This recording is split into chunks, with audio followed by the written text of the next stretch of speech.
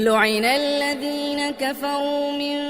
بني إسرائيل على لسان داود وعيسى بن مريم ذلك بما عصوا وكانوا يعتدون كانوا لا يتناهون عن منكر فعلوه لبئس ما كانوا يفعلون ترى كثيرا منهم يتولون الذين كفروا لبئس ما قدمت لهم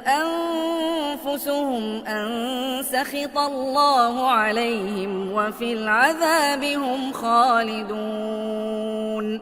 ولو كانوا يؤمنون بالله والنبي وما أنزل إليه ما اتخذوهم أولياء ولكن كثيرا منهم فاسقون. بسم الله الرحمن الرحيم.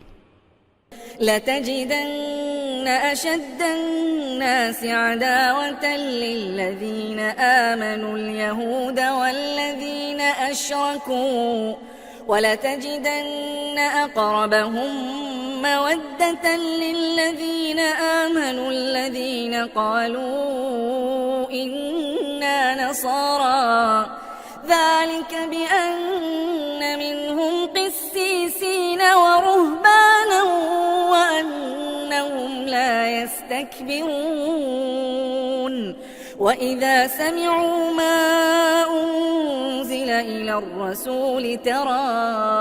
أعينهم تفيض من الدمع مما عرفوا من الحق يقولون ربنا آمنا فاكتبنا مع الشاهدين